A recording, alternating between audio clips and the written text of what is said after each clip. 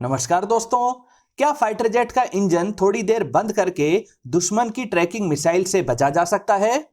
जब भारत खुद की हाइपरसोनिक मिसाइल की टेस्टिंग कर चुका है, तो फिर हाइपरसोनिक ब्रह्मोस 2 के लिए रशिया की सहायता क्यों ले रहा है? इन्हीं सवालों के जवाब जानेंगे इस वीडियो में।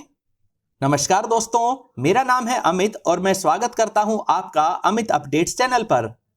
तो चलिए दोस्तों शुरू करते हैं। शशांक जी का सवाल है कि क्या फाइटर जेट का इंजन थोड़ी देर बंद करके दुश्मन की ट्रैकिंग मिसाइल से बचा जा सकता है?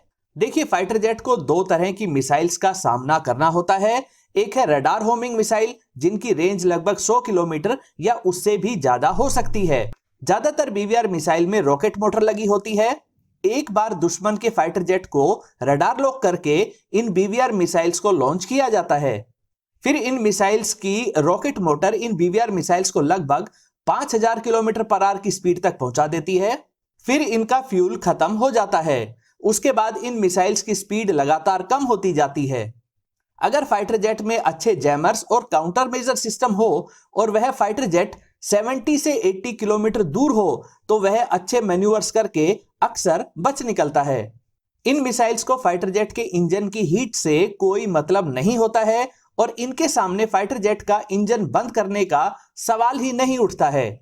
दूसरी तरह की मिसाइल होती है इंफ्रारेड सीकर, जो दुश्मन के फाइटर जेट के इंजन की गर्मी का पीछा करती है। इनकी स्पीड भी फाइटर जेट से कई गुना ज्यादा होती है, लेकिन इनकी रेंज 30 से लेकर 50 किलोमीटर तक ही होती है। सवाल में पूछा गया है कि अगर ये heat seeking missile fighter jet के नजदीक पहुंचे, तभी थोड़ी देर के लिए अगर इंजन बंद कर दिया जाता है, तो ना इन मिसाइल्स को इंजन की गर्मी अपनी तरफ अट्रैक्ट कर पाएगी और ना ही ये मिसाइल अपने टारगेट को गिरा पाएंगी। लेकिन वास्तव में ऐसा नहीं होता है। थोड़ी देर के लिए उड़ते हुए फाइटर जेट का इंजन बंद कर देने से इंजन के नोजल तुरंत ठंडे नहीं होते हैं। ये 1800 डिग्री सेल्सियस तक गर्म होते हैं और दुश्मन की हीट सीकिंग मिसाइल्स इन तक आसानी से पहुंच जाएगी। ना सिर्फ इंजन बल्कि पूरा एयरक्राफ्ट ही एयर फ्रिक्शन की वजह से हीट सिग्नेचर डेवलप करता है। इसलिए मॉडर्न आईआर मिसाइल्स इंजन के नोजल की जगह फाइटर जेट की बॉडी को ही टारगेट करती हैं। फाइटर जेट का इंजन बंद करके फिर से तुरंत स्टार्ट नहीं किया जा सकता है। जब तक ये इंजन स्टार्ट होकर पूरी थ्रस्ट जनरेट करने लगेंगे, तब तक तो फाइटर जेट बेहद कम स्पीड से स्टॉल होकर जमीन पर गिर जाएगा। बंद इंजन होने की वजह से जैमर्स और दूसरे काउंटर मेजर सिस्टम्स भी काम नहीं करेंगे। साथ ही बंद इंजन वाले फाइटर जेट की लगातार कम होती जा रही स्पीड से इसे मैन्यूवर्स करने में भी समस्या आएगी और फिर ये हीट सीकिंग मिसाइल के लिए बेहद आसान टारगेट बन जाएंगे। अगर फिर भी एक बार मान भी लिया जाए कि थोड़ी देर तक इंजन बंद करने से दुश्मन की हीट सीकिंग मिसाइल से बच भी गए, लेकिन तब तक तो दुश्मन का फाइटर जेट बेहद नजदीक आ चुका होगा और फिर तो अपनी कैनन से ही इस फाइटर जेट को डिस्ट्रॉय कर देगा।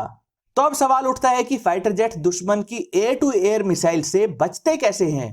पहले कोशिश की जाती है पावरफुल जैमर्स के माध्यम से मिसाइल को मिसगाइड करके रडार लॉक को ब्रेक किया जाए। साथ ही काउंटर मेजर के रूप में चेफ रिलीज किए जाते हैं, जो अलग अलग शेप के मेटल फॉइल्स होते हैं, ताकि मिसाइल एक्चुअल फाइटर जेट को छोड़कर इन मेटल फॉइल्स को टारगेट कर सके। इसके अलावा फ्लेयर्स भी छोड़े जाते हैं, जो फाइटर जेट के इंजन के बराबर ही गर्म होते हैं। इनसे भी हीट सीकिंग मिसाइल डिस्ट्रैक्ट होकर अपने टारगेट से हटकर इन फ्लेयर्स को टारगेट करने लगती है। इसके साथ ही फाइटर जेट के अच्छे मैन्यूवर्स करने की काबिलियत भी काम आती है। एयर टू एयर मिसाइल में बेहद कम समय का ही फ्यूल होता है। ऐसे में एक या दो बार मिसाइल को अच्छे मैन्यूवर से डॉज करके फाइटर जेट सही सलामत बच निकलता है। अब तो फाइटर जेट में लेजर एनर्जी का भी इस्तेमाल होने लगा है, ताकि दुश्मन की तरफ से आती हुई मिसाइल के इलेक्ट्रॉनिक्स को जला दिया जाए, उन्हें बेकार कर दिया जाए, जिससे वो मिसाइल अपने टारगेट तक पहुंच ही ना पाए। एक और तरीका होता है जिसमें टोर्ड डिकोय सिस्टम का इस्तेमाल किया जाता है, जो बिल्कुल असली फाइटर जेट की तरह ही सिग्नल्स देता है, ताकि मिसाइल इसी को टारगेट कर सके और एक्चुअल फाइटर जेट बच जाए। दोस्तों, अगले सवाल के दो हिस्से हैं। पहला हिस्सा है कि क्या भारत सच में 114 फाइटर जेट खरीदेगा? जी हां, बिल्कुल खरीदेगा। कोविड की वजह से इसकी प्रोसेस थोड़ी रुक सी गई थी, लेकिन अब यह वापस ट्रैक पर है और जल्दी ही इससे रिलेटेड प्रोसेस शुरू हो जाएगी।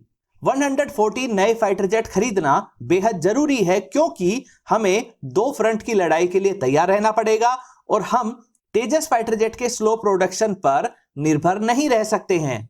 पाकिस्तान और चाइना को एक साथ टक्कर देने के लिए हमें लगभग 45 स्क्वाड्रन चाहिए। तेजस MK2 और MK को भी बनाने में समय लगेगा। तब तक हम हाथ पर हाथ रखकर तो बैठे नहीं रह सकते हैं। हमारे दुश्मन तो हमारी कमजोरियों और कम तैयारी का फायदा उठाएंगे ही। इसीलिए MRF डील के तहत 114 फाइटर जेट लेने की तैयारी है, ताकि हमारी एयरफोर्स कहीं ज्यादा पावरफुल बनी रह सके। लेकिन यह आखिरी बार होगा जब भारत विदेशों से फाइटर जेट खरीदेगा। ये 114 जेट्स हमारी इमीडिएट और नियर फ्यूचर की जरूरतों को पूरा करने के लिए हैं। उसके बाद तेजस 1A, कनार्ड विंग्स वाला तेजस MK2, ट्विन इंजन ओरका और स्टेल्थी MK ही हमारी एयरफोर्स की बैकबोन और इसका फ्यूचर बनेंगे। 114 जेट्स की MRFA डील में बहुत हद तक चांस है कि राफेल ही इसमें चुना जाए। ये लॉजिकल भी रहेगा, क्योंकि हम पहले ही 13 इंडिया स्पेसिफिक एनहेंसमेंट के लिए वन टाइम पेमेंट के रूप में मोटी रकम खर्च कर चुके हैं। साथ ही स्पेयर पार्ट्स, पायलट्स और टेक्नीशियन की ट्रेनिंग, हार्डन्ड शेल्टर्स आदि का इकोसिस्टम भी तैयार हो चुका है। इसलिए नए राफेल लेना सस्ता भी रहेगा और इसकी मेंटेनेंस और स्पेयर पार्ट्स की समस्या भी नहीं रहेगी। अब बात करते हैं इसी सवाल के दूसरे हिस्से की। हम खुद की हाइपरसोनिक मिसाइल बना रहे हैं, तो क्या अब हमें ब्रह्मोस 2 की जरूरत नहीं है? क्या सच में हमें ब्रह्मोस 2 देखने को मिलेगी? ब्रह्मोस 2 जरूर देखने को मिलेगी। यह 2024 तक तैयार हो जाएगी। इसकी स्पीड 6000 किलोमीटर पर आवर से भी ज्यादा रहेगी। इसे 2019 तक ही तैयार हो जाना था, लेकिन रशिया ने ब्रह्मोस 2 के डेवलपमेंट में ज्यादा सहयोग नहीं किया। आपको पता ही है कि ब्रह्मोस को भारत और रशिया ने मिलकर तैयार किया है। रशिया के सहयोग नहीं करने से ब्रह्मोस 2 2019 में नहीं बन पाई और इसके लिए जरूरी टेक्नोलॉजीज को तैयार करने में थोड़ा समय लगा। इन्हीं नई टेक्नोलॉजीज जैसे रैमजेट इंजन, इसका सीकर, जैम प्रूफ नेविगेशन आदि की टेस्टिंग मौजूदा ब्रह्मोस मिसाइल पर चल रही है। इन्हीं टेक्नोलॉजीज के दम पर मौजूदा ब्रह्मोस का एक ऐसा वेरिएंट भी बनाया गया है जो 750 किलोमीटर की रेंज रखता है और यह मैक 4 यानी लगभग 5000 किलोमीटर पर आवर की स्पीड से ट्रेवल करती है। यह टेक्नोलॉजीज अब पूरी तरह से तैयार है और 2024 तक 6000 किलोमीटर पर आवर की स्पीड वाली ब्रह्मोस 2 या कहें ब्रह्मोस MK2 जरूर तैयार हो जाएगी। अब सवाल उठता है कि जब हम खुद से हाइपरसोनिक मिसाइल बना चुके हैं, इसकी टेस्टिंग कर चुके हैं, तो रशिया के साथ मिलकर ब्रह्मोस 2 बनाने की क्या जरूरत है? देखिए, अभी तक हमने जो हाइपरसोनिक ग्लाइड व्हीकल की टेस्टिंग की है वो एक बैलिस्टिक मिसाइल की तरह काम करती है। इसमें पहले एक रॉकेट मोटर बैलिस्टिक मिसाइल की तरह इसे आकाश में काफी ऊंचाई तक ले जाती है। उस खास एल्टीट्यूड पर इसका हाइपरसोनिक इंजन स्टार्ट होता है और यह हाइपरसोनिक ग्लाइड व्हीकल काम करने लगता है। वहीं दूसरी तरफ ब्रह्मोस 2 एक हाइपरसोनिक क्रूज मिसाइल है, जिसे आकाश में ज्यादा ऊंचाई पर जाने की जरूरत नहीं होती है। इसकी एक्यूरेसी भी बहुत सटीक होती है। ये दोनों ही सिस्टम अलग अलग हैं, एक बैलिस्टिक मिसाइल से रिलेटेड है और एक क्रूज मिसाइल से रिलेटेड। हमें दोनों ही मिसाइल्स की आवश्यकता है और दोनों ही मिसाइल्स बहुत जल्दी भारतीय फौज के पास होगी। दोस्तों, ये थे आपके कुछ सवाल जिनके सटीक फैक्ट बेस्ड जवाब तलाशने के लिए मैंने जितना हो सका उतनी रिसर्च की। उम्मीद करता हूं आपको आपके सवालों के जवाब मिल गए होंगे।